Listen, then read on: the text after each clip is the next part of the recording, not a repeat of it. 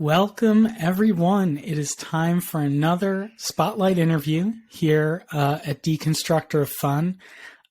Today is going to be a confessional for me because I'm going to reveal how ignorant I am about user acquisition and how the whole marketing technology stack works, because I'm here today with Yevgeny Peres, the EVP of Product Strategy at Appsflyer. Yevgeny knows this tech and this world inside and out, and we were talking about what we could possibly, what would be a great topic for an interview. And he started throwing around words that, I've heard before, and Eric Seifert, mentions all the time. And I was like, hey, I actually have no idea what that means. Like, I just pretend I don't know what an MMP is. I don't know the difference between Appsflyer and something and this company and that company. And I've been on games that have spent millions and millions of dollars in user acquisition, but I'm on the game silo, not on the marketing stack silo.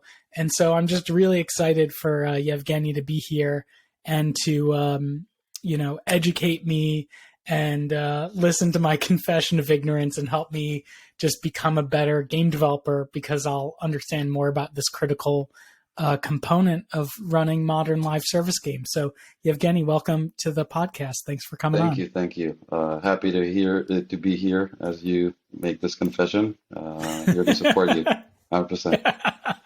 Holding your hand. Yeah, the audience is just thinking like, oh, I knew Ethan was a idiot this whole time, and now he reveals it, and let's kick him off the podcast. Makes it boring now. Yeah, That's exactly. Less speculative. Less speculative now that you know that I'm ignorant. Exactly. All right. So can you start by telling us a little bit about your history and background in the games industry? Sure. So currently I'm with Appsflyer, soon to be 6 months, leading its product strategy. I joined the industry almost exactly 10 years ago. It was December 9th, 2012, looking at the date today. And I joined a company called Supersonic Ads. Back then, a rewarded ad network, kind of stepping into mobile. And my role was to kind of kickstart the way into mobile in terms of products operations and strategy. And this is kind of also in terms of timing where say mobile free to play started scaling up. So I was lucky to grow kind of within the industry and with the industry during the last 10 years. Within a couple of years, the company was acquired by IronSource, where I ended up leading product strategy and the innovation lab. And I was kind of there, working with great people from within and on the game dev side. When big things happen, big launches, big kind of the evolution of the hyper casual, I want to say business model rather than a genre. Big games going up into the top grossing, going down over and over again, and a lot of that was working with the teams on how to embed rewarded ad products into the games, into the core gameplay, the core loops, where the rewarded products are essentially less of an ad product, but rather an alternative payment method, if you will. And also kind of work closely with the marketing teams, developing with them the methodologies, the best practices, and later on also the products together, and how can they essentially grow their games into great businesses. Very happy with that journey, very lucky. And grateful, and I'm here at least for the next 10 years to see how it keeps growing. Wonderful. And just, again, because I've only worked at game development companies, so kind of the ad tech side is a little more mysterious to me. What does your day to day look like as EVP of Product Strategy? Kind of what are you working on? What are you trying to push forward at Appsflyer? I think, I mean, it's a great question. Essentially, I'm trying to split my time between, since I'm still in the kind of getting to know a lot of the teams. Company's huge. It's 1,600 people, so there's a lot of great people to get to know and to understand their perspective on things. At the end of the day, it's a combination of a lot of listening to people from within, to clients, to marketing teams, to partners, to app developers, and trying to digest that into how the company should look like in the future and what should it be focused on. When there's a lot of things that already, when you look at the product line, which is very broad, there's a lot of things that are already mature and they need to evolve around kind of how marketing should look like and how the marketing tech stack should look like. But also there's a lot of innovation happening kind of behind the scenes, and there's a lot of new great things that are about to be launched. Great people are involved in all aspects. So trying to provide value there as much as possible. That's my day to day. Having a lot of fun. Great. That's great to hear. So let's anchor us a little bit in the history. Let's go back in the Wayback Machine. Pretend we're pre-ATT. I'm leading a game team. I know we're doing user acquisition. We're using Appsflyer and we're using all these other ad networks, and we're spending all this money every day. And we can say, we spent X dollars and installed Y people at Z eCPI. But other than that, and some kind of high level dashboards, like I'm focused on the fun. I'm focused on the monetization. It's all kind of a black box to me. What's Appsflyer's role in this chain of events? What are my user acquisition people using Appsflyer for? I hear plenty of acronyms that I pretend to know what they mean. I cannot tell you what MMP stands for right now. Is Appsflyer an MMP? And what is an MMP, right? So pre-ATT, kind of where did Appsflyer fit in the ecosystem? So I was lucky to be there when kind of things evolved for Appsflyer and for similar companies back then. But there was it's a great example for product market fit. But essentially, you had this booming ecosystem of apps that are turning to grow these apps into profitable businesses.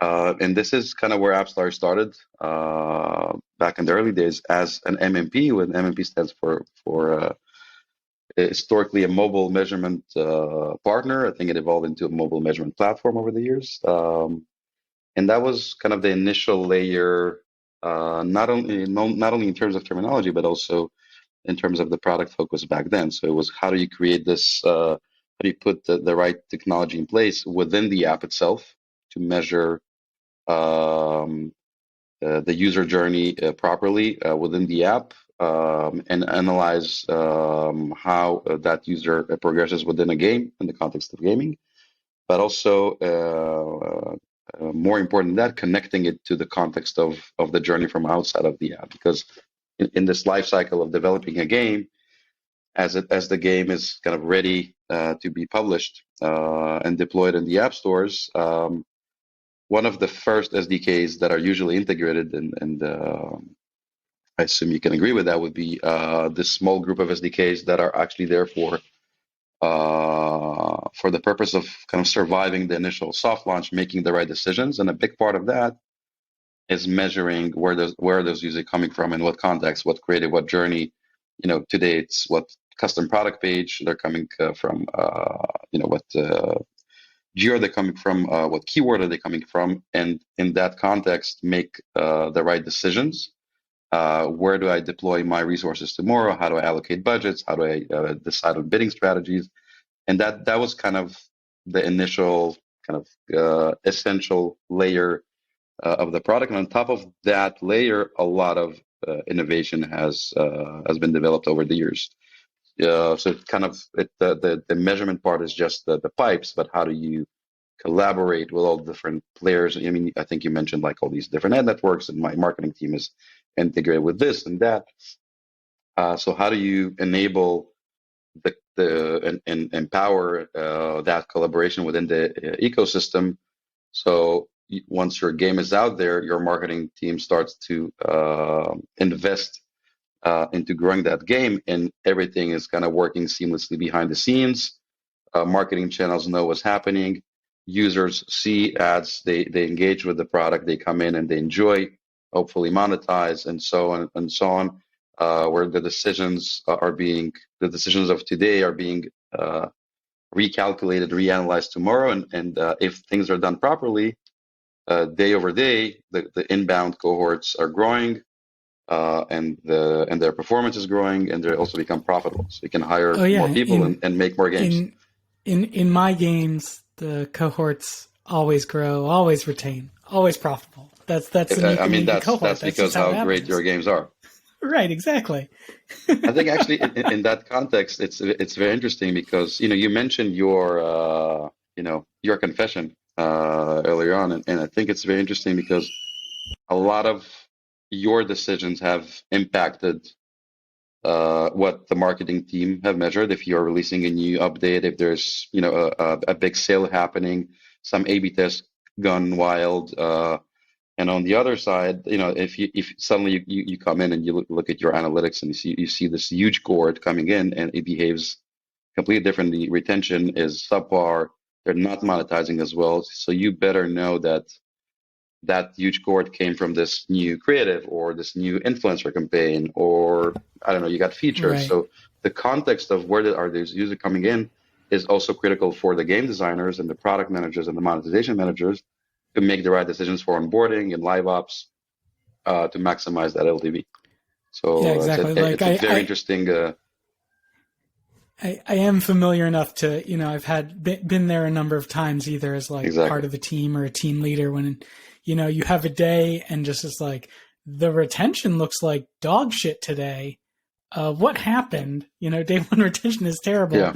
And you dig in and you look on the game side for bugs, you look on the community side, you look on the advertising side, and it's, sometimes the solution to the problem is we're testing this new ad network. They did X, it drove a lot of low quality users, and you just, sometimes you have to react quickly and turn it off because you are managing the the metrics and the messaging of the thing, and having a bunch of people that perform really poorly doesn't do any good. So I do know a little. I do know a little.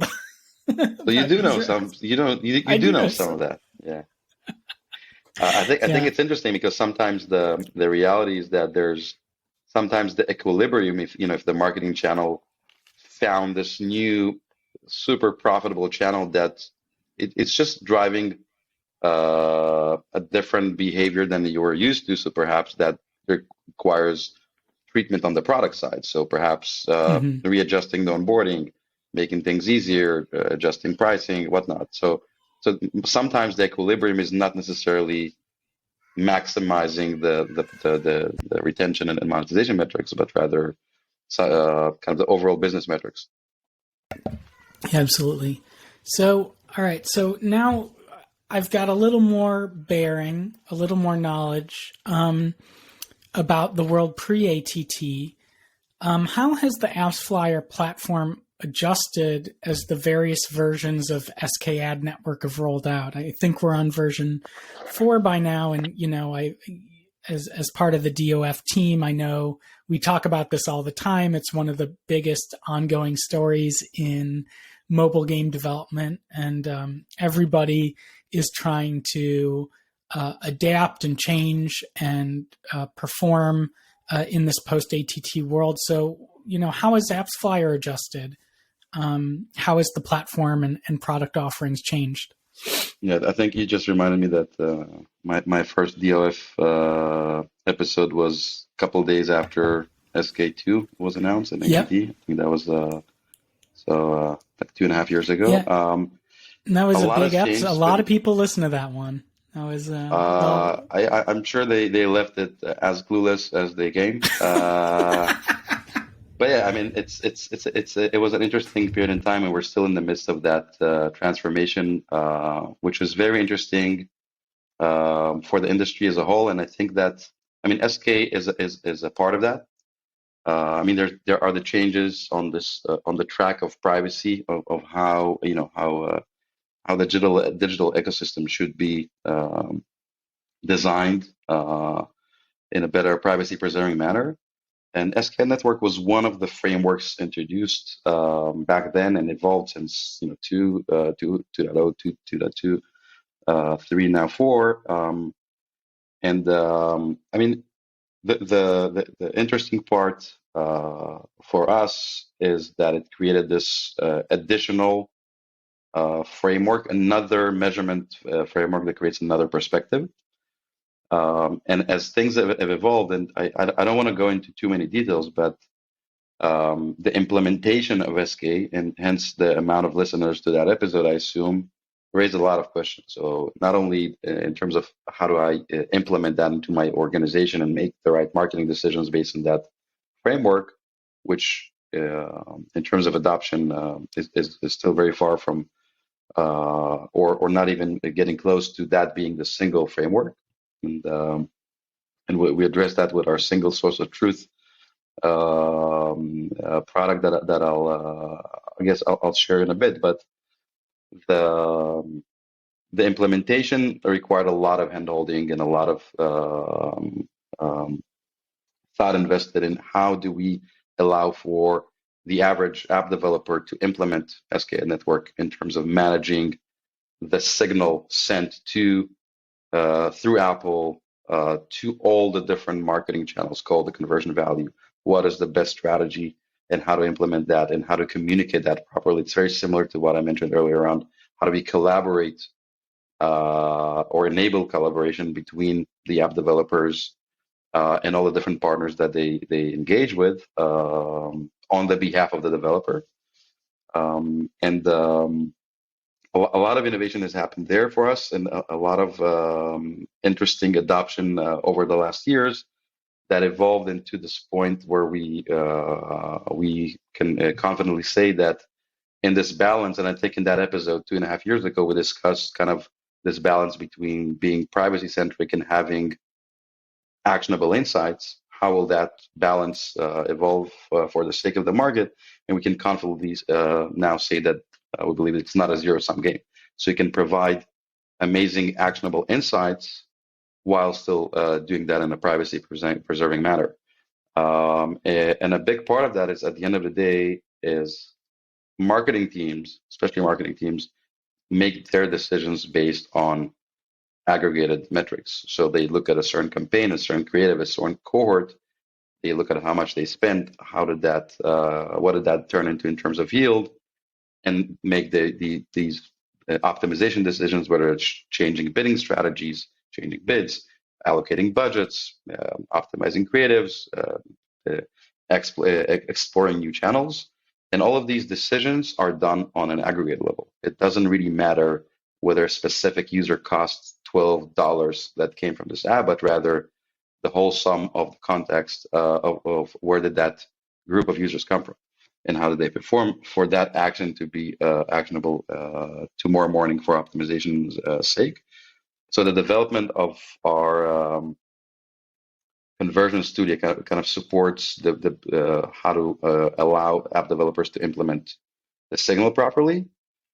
And at this same time, how do we provide this new reality? And a big part of our understanding over the last years also is that there's no one single framework that is the right one. There's SK Network, there's incrementality, there's media mix modeling, there's a lot of impact measurement, there's conversion modeling. So there's a lot of different perspectives. I want to say they each provides a partial solution. But when you kind of stitch it together in our current product stitches modeling to combined with the SK Network provides that confidence, that reality, to make the right decisions and to justify spend. Because if you can justify spend, a lot of the gaming companies, if they can not spend just as much, they'll need to slow down. Right. They need to lower their headcount and might kill a game or two. The need for that layer to help you guide you through those decisions is even stronger now than ever before. So definitely very proud of these two solutions that are being adopted very heavily so far. Right. Because when I'm on, when you're on one of these live operated games with the heavy live ops and heavy UA investment, I almost think about user acquisition and cohort acquiring as buying bonds.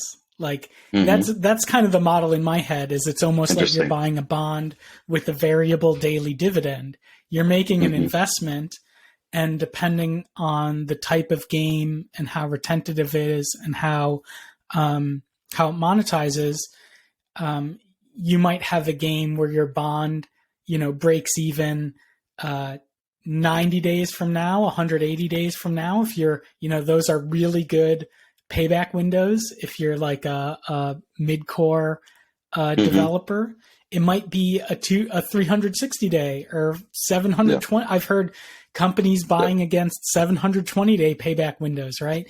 And you don't have the luxury to make an investment today and wait for 2 years to see if it was profitable or not. You have to, from what I picked up through osmosis from being in the room, is that people are making predictive decisions on, day 1, day 7, based on how, a certain set of creative and targeting and bids are performing on whether to keep, buying those bonds, keep making that investment or not.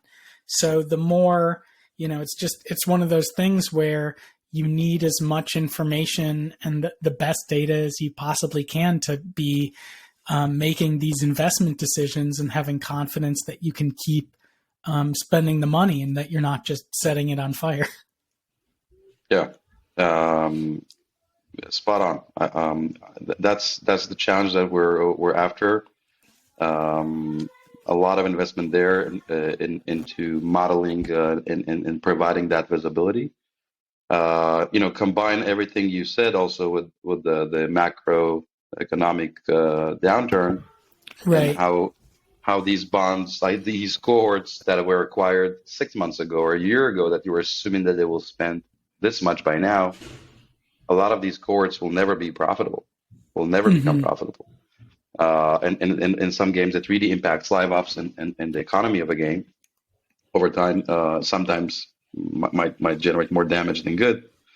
Definitely interesting times, and I think it actually opens the opportunity for us to innovate at least and provide value on which tools can we provide to lower CPIs effectively, and which tools can we provide to help with personalization, increasing LTV, answering those questions, and supporting things in-app after the users were acquired, whether it's through retargeting or segmenting the users in-app, and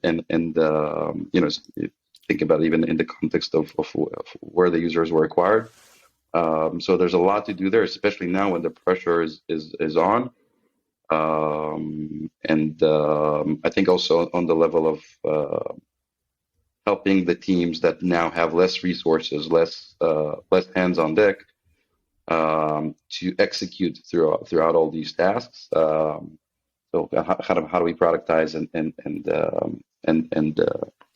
accelerate all these decisions, making them better, and helping the teams avoid the big mistakes as well. Yeah. So my game design is kind of my core skill set, and where game design and monetization intersect. That's kind of what people know me for.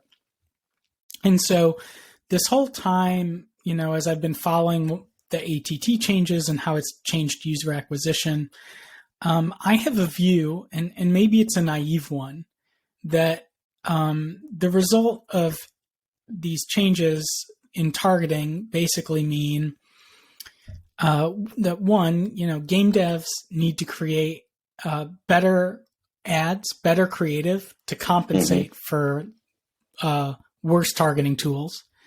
That two, that has the effect of raising eCPI by some percentage. I don't know what it is, but in my head, I'm like, okay, so like our targeting tools are worse and every user costs probably 15 or 20% more is like kind of the end of the day guess. It's been a while since I've been on the live ops side, so I don't know, because I've been building new products basically. And three, it means that on the operations side and on the kind of feature development side and event side, we have to do a better job retaining our users. Yep. Probably retention is more important than ever. And we have to do a better job of monetizing those users to generate the same revenue as before. So probably, in my head, I'm just like, oh, we have to retain people better.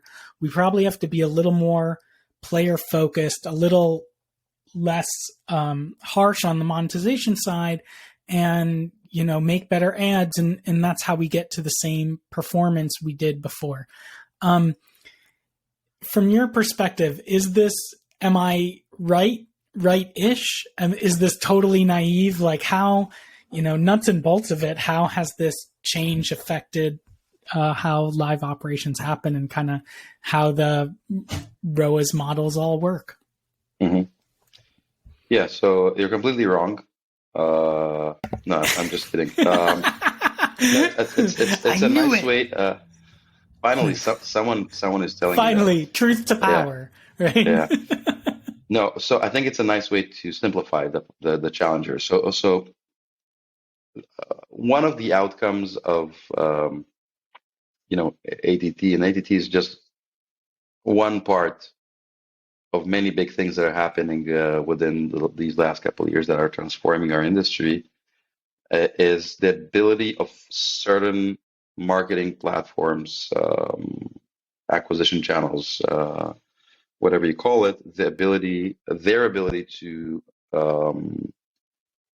optimize and reach the right audiences at the cost that we were used to. And the outcome of that is some of these channels, and some of them are pretty big ones, essentially reached a point that the fundamental metrics just completely they behave completely differently. So the amount of users you can reach at what cost, and you mentioned it, kind of okay. So CPIs are going up, so that would be one of the main reasons. And not only that, the ability to acquire the audiences that you were used to, so these lookalikes or audiences that you were used to, that they were used to monetize as well. So the ability to reach those users has been hard because these platforms are kind of flying blind. And so the outcome of that is also, while your CPIs are going up, your LTV is not necessarily in the same spot, going down. Add some macro economy elements. So it just kind of the forces keep pushing the studios to make tough decisions. There's many levers that are kind of between the audience that you're trying to reach and the install. There's many things that you can play with in terms of bidding strategies. Creative is definitely one of them. Your App Store page, the listing page, custom product pages, product page optimization, all the store listing optimization. There's a lot of steps in that funnel that can lower your CPIs. They were always there. I mean, custom product pages is a new one, but they didn't get the right attention. So creative got a lot of attention. So, I mean, from Appsflyer's perspective, the biggest thing that we're seeing, and that's kind of it's me kind of bearing good news, is the impact of single source of truth. Because this philosophy that we'll need to stitch many different measurement frameworks together to provide this single reality to make decisions. What we're seeing so far when we're kind of stitching SK network And combining it together, we're seeing that actually, thanks to how SKA network measures things in terms of attribution windows, how deterministic it is, the sources, the transparency that is providing by that framework, suddenly the CPIs that you thought you're getting, which went up when you apply a single social truth, you're actually seeing significantly lower. Sorry, and these I mean, for some developers, we're seeing an eCPI decrease of 60, 70%. And with that, you also have more revenue attributed to those users, because at the end of the day, once you kind of stitch together these frameworks and you remove the duplicates, you still spent $100,000 yesterday on a certain campaign. You thought 100,000 users arrived, but actually it was from those $100,000 dollars, 200,000 users came. And previously they were unattributed or organics, and now suddenly you get the understanding of where they're coming from. So a single source of truth allows you to actually spend more, allocate budget more to these incremental channels that are providing these touch points. And that's big news, and it needs to be implemented properly. Not an easy one. I think another interesting kind of best practices, you touched what can I do as the producer, as the, within the product, within the game, what can I do? And, I mean, obviously there's live ops and the different aspects of that.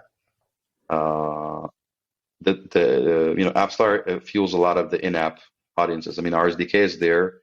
It understands the context, and you can pull, you can define the audience logic, the rules behind the audience, that you can pull that and make decisions based on that insight on which audience does that user belong, based on what you define, and create this different treatment for users. And I think, and this is actually not related to iOS whatsoever. This is actually something very interesting happening or about to happen soon with the Google's privacy sandbox, which is the Fledge framework, and I assume not everyone are familiar with that. But basically, what this it's one of a few parts, one of 4 parts that are introduced in Google's privacy sandbox. Essentially, it allows, in a privacy preserving manner, for you to take action on users that have already downloaded your game and are playing it, and re-engage with them and retarget them outside of the app. Right, because I remember a lot of times, as you get further and further into the life of a game, you're doing, I don't know the actual percentages, but you might be doing as much retargeting of people who've played and spent money in your game before, lapsed players. You might be doing as much or more of that as you are of trying to get new people to try your game. Exactly, and I think it's actually going to grow even further, because I guess the pressure on not only making things profitable, but rather increasing LTVs will rise, and I assume you will agree with that. And maybe historically it was kind of balanced between the marketing and product teams, but now I think the balance might change. But specifically this framework, which I don't want to go into too much detail, but in a way, it's running on device, but in a way it allows and streamlines for many, many more people and many more channels to engage with this retargeting strategy.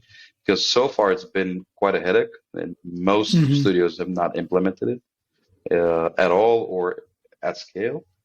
But this is a very interesting framework that should, allow for a lot of needle movement there. Because at the end of the day, there's so many people that have downloaded your game that are not playing it, that haven't played it for like a week or 2, but they're still out there. So, you can try push notifications, that's one way, and live ops can address that, but they're still out there. And now you can find them much easier and take action. So this is super interesting. Looking forward to seeing that evolve, and I think it will be a big needle mover for the studios. Yeah, one of the interesting things is from what I understand, this change is done is, I remember hearing the term spear phishing a lot, right? Like you might say, hey, here's a bunch of users that have spent $20,000 or more inside of my game. Now, magical algorithm, go find more people who look like these people. Yep. And the algorithm does mysterious things. And then like some people show up and because the algorithm is doing mysterious things and producing results, you can ignore some of the other tools you have in your toolbox, like making better, more targeted ads, doing research on your users and finding out their motivations and interests, optimizing your store page, trying different icons, trying different catchphrases, etc. What? You mean doing your job? Right. You let the magical algorithm do it. Yeah. And so now you might have to do some, like, say, okay, well, let's find out who these people who spend $50,000 are or more in our game, and or maybe just come up with hypotheses like, I bet people who go fly fishing in Aspen, which is an expensive rich person activity in an expensive rich person vacation city, right? Like, I bet people who go fly fishing in Aspen are high spending players in our game.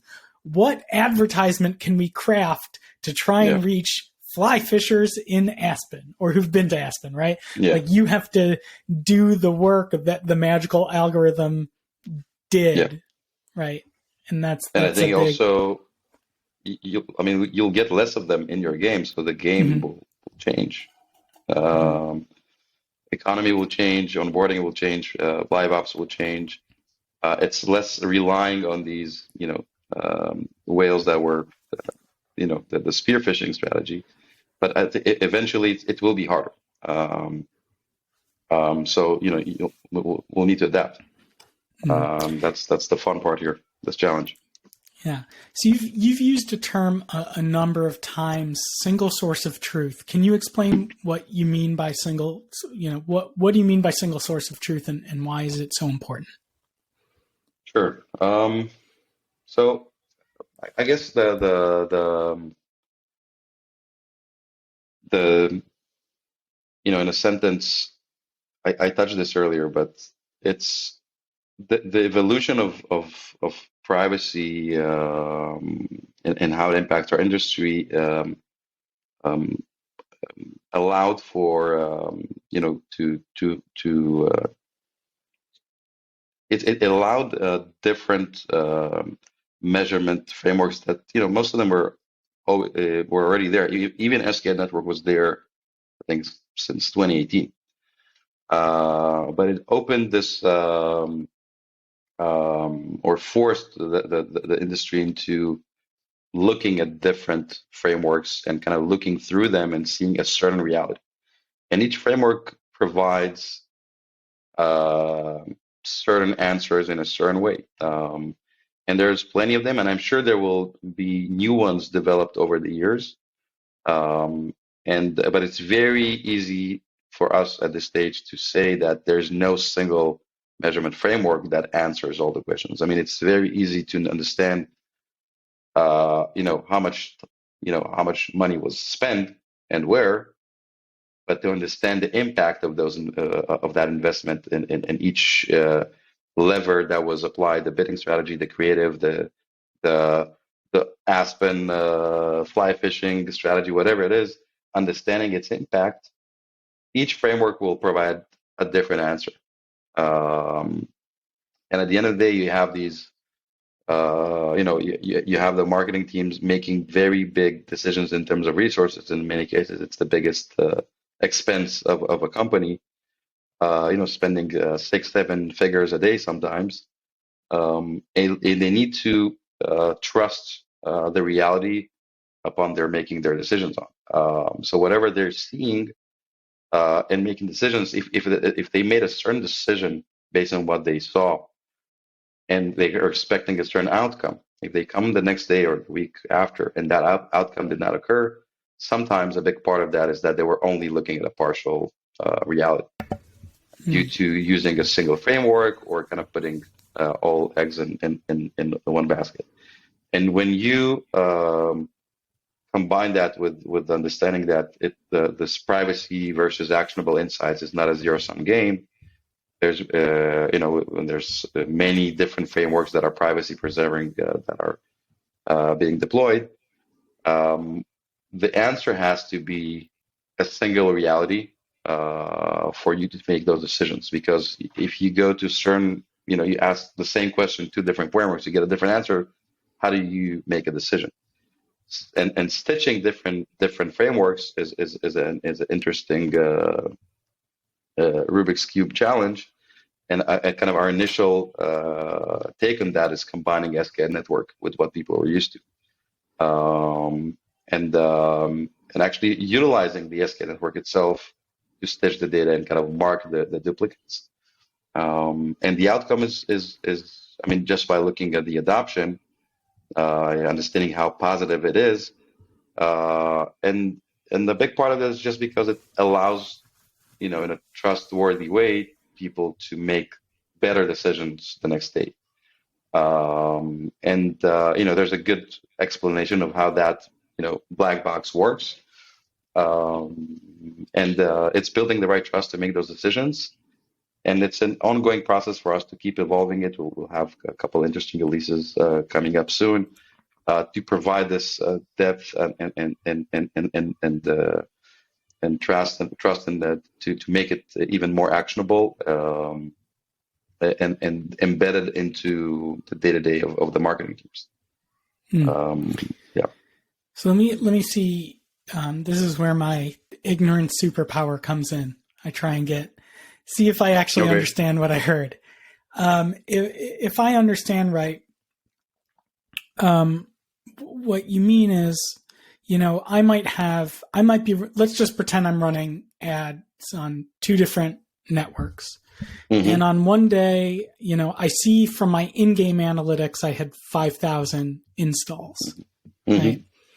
And network one says, we installed 3,000 people for you today. Please give us $10,000. And network two says, we installed 3,000 people today. Please give us $10,000. And Apple and the platform provider says, you had 1,000 organic installs today. Mm-hmm. You just look at those three different things and you say, well, this is impossible. Somebody's overcharging me somewhere because I only had 5,000 users today. And there's no way that these two different ad networks each installed 3,000 and I had zero organic, like these, so if I understand correctly, single source of truth is actually a product and it ingests these different data streams and then does technology magic and says, you got this many organics, this many people from A, this many people from B. And then you go, hey, advertising network A, I'm giving you this much money today because you didn't install all 3,000 and I'm giving you this much money. Is like, do I understand it at all? Am I even close? So I'm enjoying this exercise. We're getting closer. So the problem you described is, so you got 5,000 users, period, on that day. Right. And when you kind of combine with other people's claim that they brought in, that's not 5,000, that's more. So what you're describing is the problem of is duplication. That even something? Is that something that happens, or am I making up? It happens 100%. And this was one of the main problems. Going back to the history of kind of the evolution of measurement back then. This was one of the biggest problems that these companies were out to solve, is duplication of payment, because the reality is that the total needs to be 5,000, and something that they brought 3,000, but they did touch those users, they did bring 10,000, but for 500 of them, someone else was last click, so someone else gets the credit. So today, that problem is solved basically for many years now, but the problem that when you look at impact measurement or SKN network, and you spent, you have 5,000 users that came in, but one framework will tell, will 2,000 came from this channel, 3,000 were organic, and this framework will tell you 4,000 came from a paid channel and only 1,000 were organic. So, like, what do I do? Where do I start? And I think it's an opportunity, actually, with the introduction of all these alternative partial measurement frameworks. I mean, there's a good reason for those discrepancies. I mean, for example, SK Network it's not just ad networks being shady and trying to get all of my marketing budget. It's completely they different. believe that what they're providing the best data they can using their methodology. Right? Yeah, and That's it's actually interesting that with this product, ad networks that were investing a lot of resources in these strategies, in these flying fishing expeditions in Aspen. But the measurement they were used to were giving them a certain credit.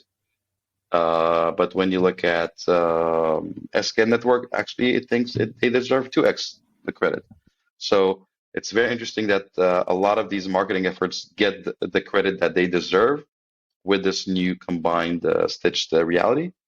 And that allows for the marketing teams to go and spend more on these channels, to bid higher, to allocate budgets, to optimize better, and to justify that spend overall. So tomorrow's score is not 5,000, it's 15,000.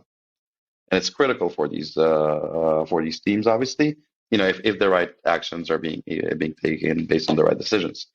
But this single reality answers the question. I mean, if you trust how it's built, you understand it, and it's out there. It's public information how it's built, and you create this basically new reality standard that you're relying on. Now it unlocks new capabilities addressing, one of the biggest pains that you mentioned, which is growing CPIs and cost efficiency. So that's what it's after. And the initial stab is SK Network and its evolution, but more to come, obviously. It's so interesting. I haven't really thought about that challenge of justifying your spend on a daily basis, right? Like if I think about Matt Saunders, who was my main marketing partner on Tetris and on a Donuts game and other games, like as a producer, I don't have to justify what I'm spending money on that often, right? Yeah. I might need to say like, hey, we have an event in 2 months, and because XYZ happened, we're behind on our art schedule. So I need to spend X amount more on this vendor than I was thinking to get the background in time for this event, right? Like this isn't an exercise I was doing every day. Whereas on the marketing side, you need the data, the information, the justification every day. Well, why did I spend $10,000 on this piece of creative in this market on this advertising channel? And why did I spend this much on, like, it's just a completely different, it resembles investing a lot. It's almost like you're stock trading or crypto trading, but you're just, instead of a market, you've got just the game and the different ads and the different ad inventory. No, you said it better earlier. I think. It's the bonds. Every day you're buying bonds that you need to justify, you need to monitor, and you need to make better decisions day over day. It's business critical, basically. This is where the competitive edge comes in. So the better teams with the better tools, with the better methodologies win, not necessarily the better games. Right. You need both. I mean, that's I know. Yeah. Well, I can, I look at hyper casual. Yeah. Yeah. If Cress were here, he would help you. He'd tell you that hyper casual is mice nuts, but there are a lot of fun games that do some good stuff. No, I'm just kidding. So yeah. Obviously, one of the lessons of the past couple of years, and this should be, for everybody, like nothing's set in stone. Everything changes all the time, especially when there are powerful platform players, regulation, changing technology, changing desires and needs and macroeconomic conditions. So, obviously the mobile advertising industry and the mobile measurement industry has gone through an incredible amount of change.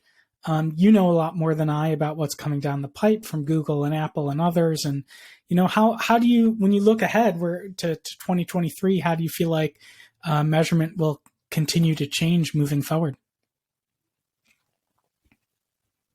I think we're in the middle of this. I'm calling it a transformation, for lack of a better word, but this like tectonic shift, whatever you name it. And it's fascinating to see how which steps and what pace the different platforms take. And there's been a lot of action from the platforms on Apple's side. There's been a lot of action from Google's side. And there's in this food chain, at the end of the day, if this economy needs to keep thriving, people are out there for this and entertainment. They're out there to keep playing games, and in order to fuel that, I believe very similar decisions will need to be made to today. So the methodology is still going to be around, justifying those bonds, and then how do you, as a game producer, how to extract the most out of each bond cohort that arrive. However, with privacy changes, and we touched it a bit earlier on how it impacts the different players, and some more than others. We're kind of while the car is kind of running 80 miles an hour, and the product manager and the marketing team is behind the wheel. We're kind of changing engines here, and I believe that there's going to be a lot of innovation on that front, a lot of new standards set around how that engine should be built, but also mostly around how collaboration is happening within the industry, with the understanding that it doesn't have to be a zero-sum game. So we can derive the right insights and make the right actions for the sake of my game, my business, but it needs to be in a private preserving manner. And for that to happen, there's kind of the evolution of the platforms and the policies and the regulation, but also how does each marketing channel consume insights and make their optimization decisions, and for them to go back after those Aspen fly fisherman fishing expeditions. Yeah, I'll start using that more. It can be kind of a very unique audience somewhere in some user acquisition platform. So I think platforms will need to do more, and we're investing a lot heavily, in the standards, but also in allowing for that collaboration to keep thriving. So we have a big product track with a lot of investment called the Data Clean Room, that essentially allows for different parties to engage with their first-party data, their CRM, combined in this data clean room, and extract aggregated insights that are actionable, and perhaps even collaborate on top of even more first-party data, something that was not I want to say needed or necessarily top of mind before, but actually create this new standard of collaboration. And I think this is something that will evolve in the next 2 years. A lot of that will be thanks to kind of the evolution of ATT and SK network, Google's pace with the privacy sandbox. But regardless, it's already here. I mean, this change is happening. Mm-hmm. Period. And these new standards need to be developed and deployed. So a lot of room for innovation and partnerships around this. Very exciting on that front. I think for us also, I mean, we're investing a lot on the product side, obviously, and the company is very well positioned to answer these questions, and is focused out of the pure, I want to say, responsibility to address these challenges. But I think also we're investing a lot in sharing the knowledge. Different platforms, different ways. I mean, right now there's a big event happening in Berlin. Last week, a big event happening in India. A lot of kind of bringing the partners, the developers, the marketing teams together, sharing the knowledge, bringing a lot of feedback in, and kind of networking together, building the trust and building these relationships to really unlock these capabilities in the future. So definitely exciting times, not only in 2023, but further ahead. Yeah. And I know because I have become I've supplanted Mishka as the voice of the advertisements on Deconstructor Fun, and I recorded and set to music the ad for Appsflyer's benchmarks knowledge base the other day. And that's, it's shill. It's a freely available set of data that Appsflyer is putting out there to help you do your job better as a dev and as a marketer. Are there other tools or knowledge bases that we can look forward to that Appsflyer is working on? I know you just mentioned the data room tool. Are there other things that you're able to tell us about that are coming to make our lives easier in the future? Yeah, of course. I mean, I mentioned the special events. I do see that under the same umbrella of kind of things that are being shipped to market globally, pretty much everywhere, very high frequency. You mentioned the benchmarks. I haven't heard that ad before. Gonna try and look it up, but definitely interesting. I mean, because of our position as with our market share, with us being kind of this go-to solution for this mission. Very interesting insights. I mean, if you're developing a new game, having your benchmarks set, even modeling kind of your business model, like how much users do I need to bring in, and how well will they monetize over time, and how will they retain, and how will the cohort stack on top of the other.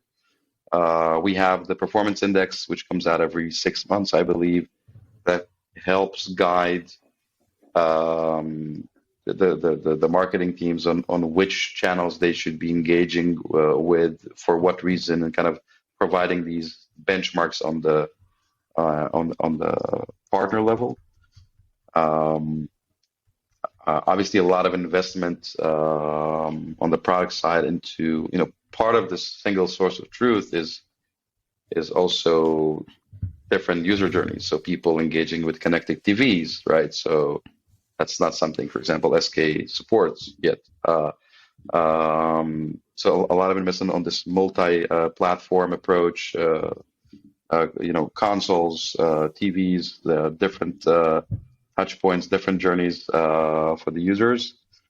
I mentioned this earlier, but at the end of the day, it's with these forces that are kind of focusing the teams to be more effective, investing a lot in allowing that to happen, for the teams to make better decisions, collaborate better between, I hopefully now that you know better than you hopefully than you knew 1 hour ago. How do the teams internally collaborate better and make the right decisions? Essentially being there with the developers to help them unlock these capabilities and keep growing their games to better businesses. Wonderful. Well, Yevgeny, thank you so much for being here and for educating me today. I'm less stupid now than I was an hour ago, and I appreciate it and can't wait to share with the audience. Thank you so much, Ethan. I enjoyed it very much.